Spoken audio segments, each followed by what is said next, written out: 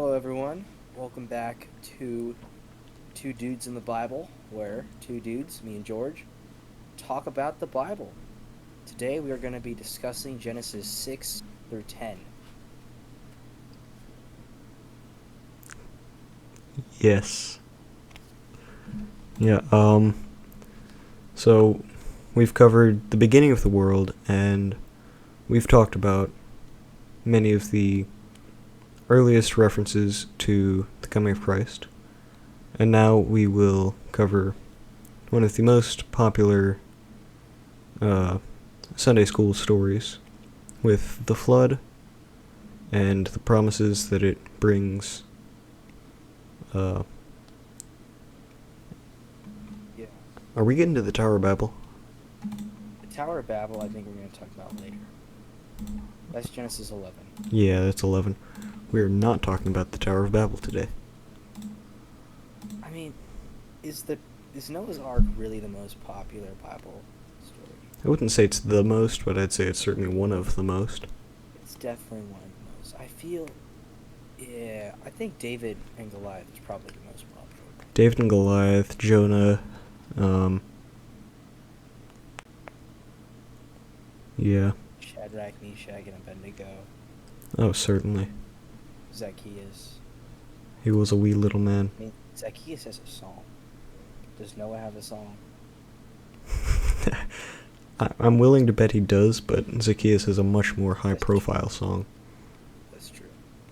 Well, in Genesis 6, we see that the world is really bad.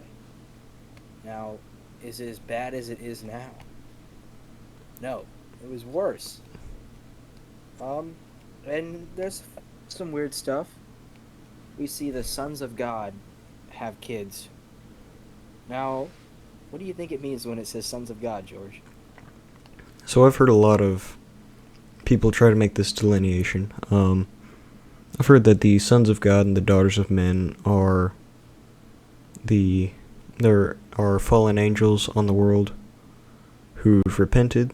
Those would be called the Fae by the middle-aged people, not the people who were like between 40 and 60 years old, but the people of the Middle Ages. Um, Now they would say that these are not followers of Satan, but they are not followers of God, and they fell with Satan in his rebellion, but repented afterwards, which, I don't know about that, but I won't rule it out right now. Um, I think in what is it? I think it's Ezekiel alright. when God's like son of man, like he calls Ezekiel son of man as like a title. Mm-hmm.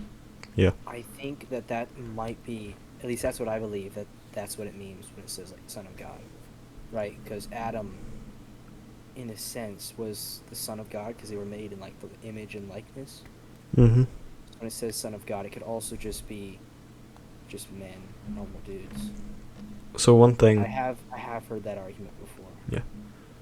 My next point was going to be the same as yours. They're the followers of God, the ones who obey His commandments.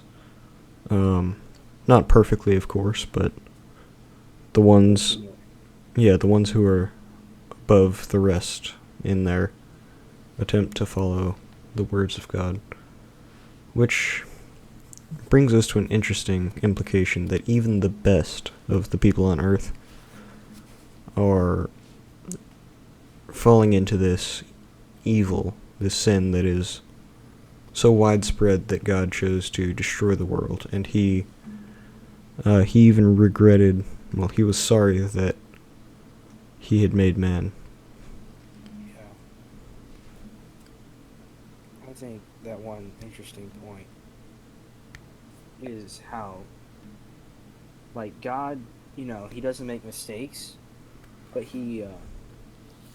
it's interesting. He doesn't make mistakes, but he can still, like, feel sorry for things. Mm-hmm. And it's more that, less so that he actually does have that feeling, more is that's, like, what Moses wrote down to make it so that the Israelites could comprehend, kind of, what God was feeling, Yeah. Because he knew it was going to happen, but he's still like not happy that it has to happen because He was it has to saddened. migrate. Yeah, he was saddened that this had to be. This was the way that things had to go. Yeah. Um. Um. Also, giants. Giants. Yeah. Giants are I cool. mean, yeah. Giants are big people, bigger than normal people. Another thing I found interesting was how God limits the age to 120. So, for all those of you who are listening who are 119, Sucks to well, be you. yeah, I would start writing your little down if you can still write. Actually, our oldest listener would be 117 years old right now, so you got 3 years to start writing that will, so good luck. Yep. Oldest person ever was 122 years and 164 days recorded. I think the oldest person ever recorded was probably Methuselah, yeah. Or really, you could technically say Enoch because he just He did. just didn't die, yeah, he left. He's still alive. See, my question: did Enoch get a resurrected body? Right. Now, Tim, that's a question for a later date. Mm, What I think we should discuss is, should we now discuss how giants happened after the flood, or should we do that with Goliath? I feel like we should just do that with Goliath. We will do that with Goliath. Alright. The Ark. Well, the Ark, yes. It was a boat. 300 cubits long, 50 cubits wide, and 30 cubits tall. Which You know, means God, it's big. It's really big. Have you seen the recreation of it in, I think, where is it, Ohio? yeah. It's really cool. It's like, you don't really think about it that big, and then you see it and you're like, whoa, that was one big boat. It's kind of just a big wooden coffin, it's kind of blocky. But, yeah, Noah builds the ark. It doesn't tell us how long. I don't think it does. It doesn't really tell us how long it takes for him to build it. But anything that big probably took him a while, Let me check. I feel like, I don't think it does. But, yeah, I'm pretty sure it doesn't indicate how long it takes. It indicates, like, every other length of time within the flood. Like, once he's done building it, God says, in 7 days, it's going to start raining, and it ain't going to stop for 40. Yeah. And then they're sitting in the boat for 150, and then at the end of that 150, the waters kind of started to slow down and sink again. And then I think it's another period of 40 days. And then after that, they leave to go outside. One thing I want to say, But, yeah. the engineering that had to happen here, God told him to make this boat. This boat is, first, perfect for the amount of stuff that you want to fit in it. And second, it is 45 feet tall. So, somehow they got on top of this boat. Or they had a watertight seal in the side of the boat somehow. Which would be Yeah.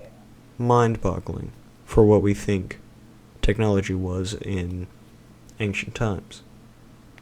I mean, think about it, though. If everything got washed, you could have had a way more advanced civilization. And Noah could have just been some, like, average Joe who knew nothing about how anything worked. They could have had electricity. Mm-hmm. And we would never know about it because we got Noah, who could have been some homeless guy. He didn't know what electricity was because he never had it. Well, in all fairness, It probably wasn't like that, but I mean, okay, so I think with the ark, there are a few things we can talk about. We can talk about the animals.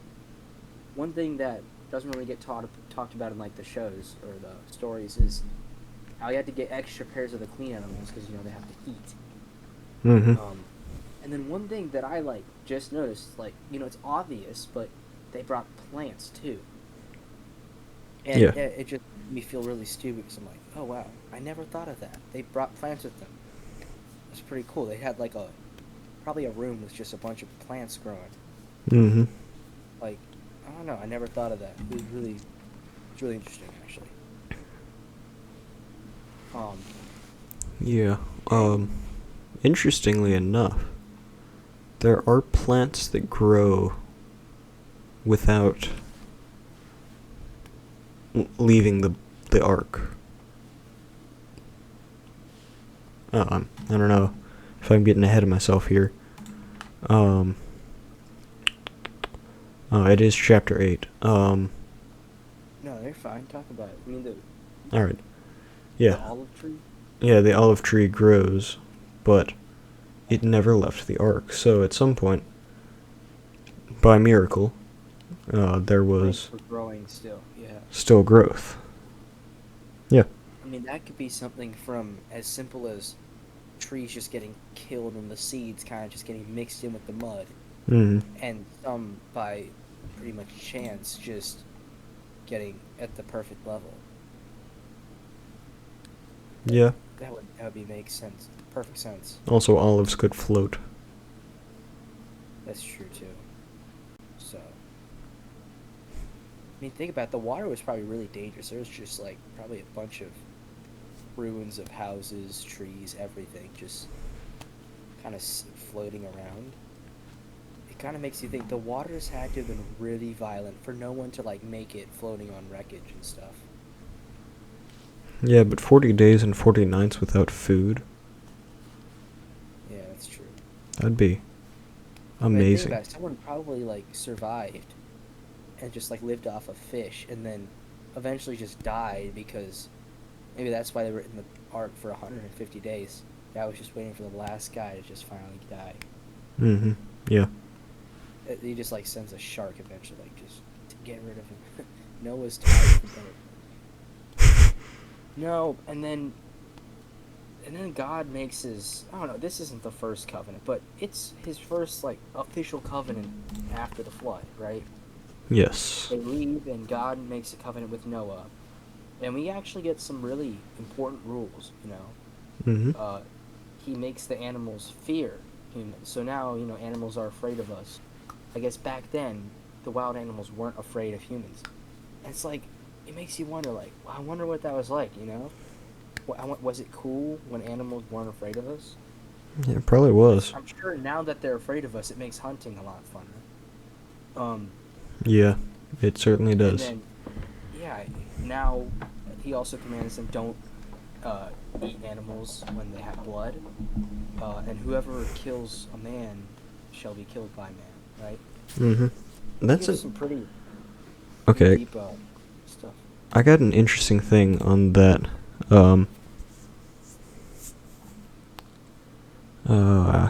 Which verse is that? That is verse 6 of chapter 9. Chapter 9. Alright. Yep. Yep. So, what has just happened? We've got the flood, in which all of humanity has died. God has brought down this flood, yes? Yeah. Therefore, God has shed man's blood. This could point to the crucifixion. By man shall his blood be shed. For any of you wondering why I'm talking weird, I read King James. So I think this is just a really interesting... Yeah. You think another reason why Christ had to be killed by the man was because since Christ is the Word, he does the things, right? Mm-hmm. So he... Interesting.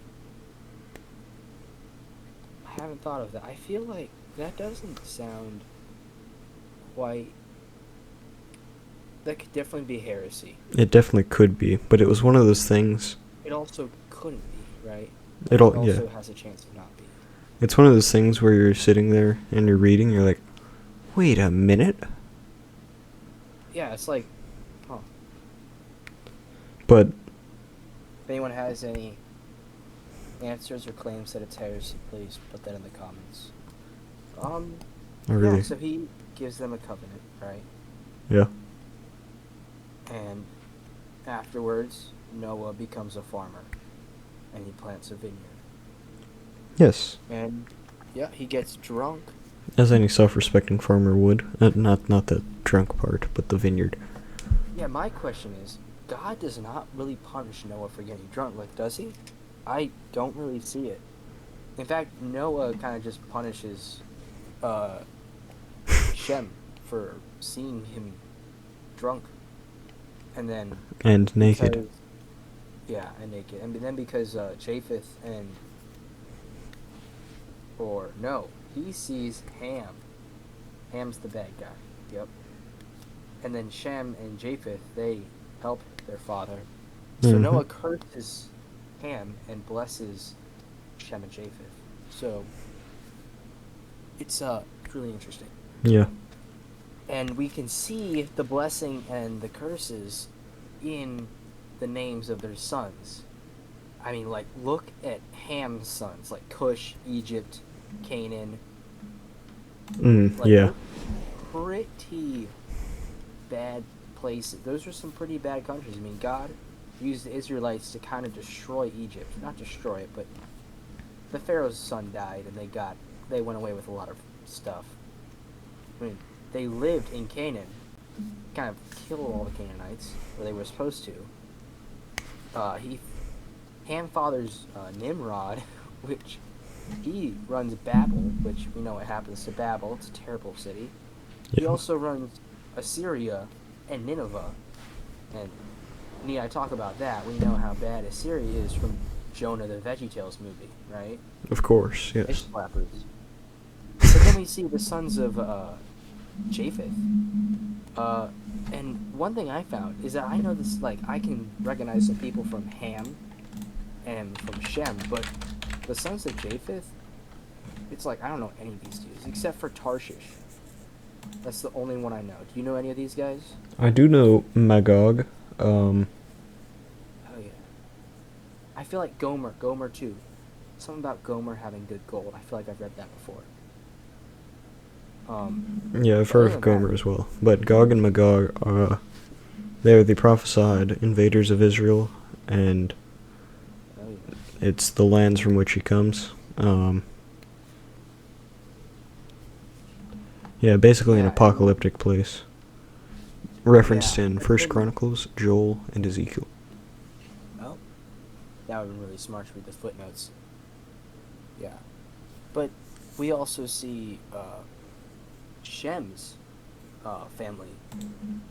He fathers some pretty cool guys. He fathers, the people who lead up to, I think, the Chaldeans. We see that Abraham lived in the land of Chaldeans. I don't know if he was one, but that's where he's from. So I feel like that means he is a Chaldean.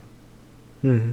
So really, the Israelites were old Babylonians who left, and then, next we talk about the Tower of Babel. But we are going to talk about that in the next episode. We know this one was a little bit shorter, but we're going to try to aim that these ones are about the same speed, closer to this time. Yep. If you enjoyed this episode, please follow and feel free to subscribe. Leave comments asking questions, and maybe we'll do a episode if we get enough. Please continue to watch our episodes. If you have any serious questions about church history, Bible, anything, I would not listen to us. We may be saying a lot of truths, but we are both teenagers, so we're probably going to make some mistakes. I would go to a parent or a pastor, someone who knows the Bible well. You should ask your questions. You should ask them your questions. Tim, you cut out. He did cut out and say, what I believe he was intending to say was we will do a question answering episode, but we missed his audio, so I said that. Yep. Yeah, but thanks for watching. See you next Yeah. time.